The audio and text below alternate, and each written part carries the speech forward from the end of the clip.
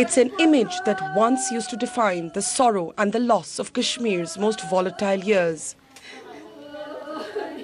A mother, a wife, a sister, clutching a faded photograph of a man they loved, sometimes the only photograph they possessed.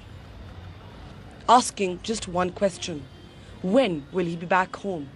Will he ever be back home again? Images that even added a new word to the lexicon of conflict. Half-widows, women who lived in a shadowy netherworld of uncertainty. Women whose husbands just went missing one morning and never came back home again.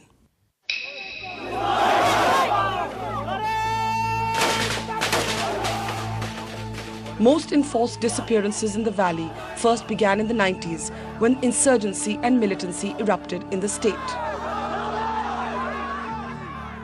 Since then, this image has become frozen in time. Mothers holding the ubiquitous photographs of their sons, taking their anger to the streets. Fathers submitting petition after petition in court. Families imploring the intervention of the State Human Rights Commission.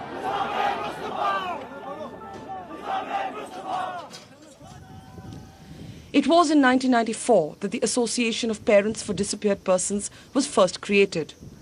But despite years of struggle and advocacy, these families have never had either emotional closure or justice.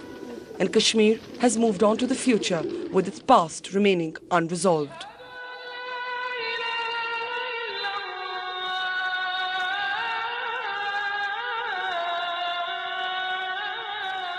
Now, however, suddenly an old wound has been ruptured open by an official report that alludes to unspoken horrors from a past that is distant on the calendar, but for these families feels just like yesterday.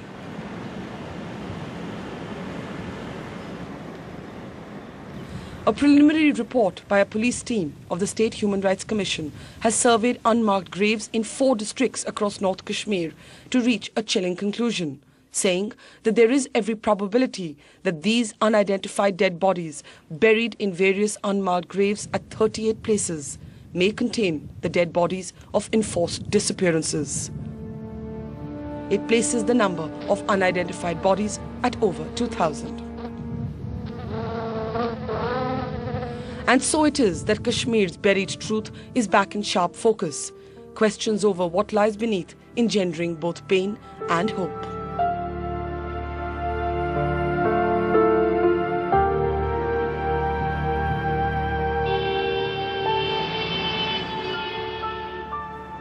From Srinagar, we head out north past the town of Baramulla and towards the border villages of Uri, leaving behind the gloriously luminous rice fields and the gurgling sound of the Jhelum, idyllic and peaceful. But behind this seemingly stainless beauty are the mysteries from a time that continue to cast a shadow on the future.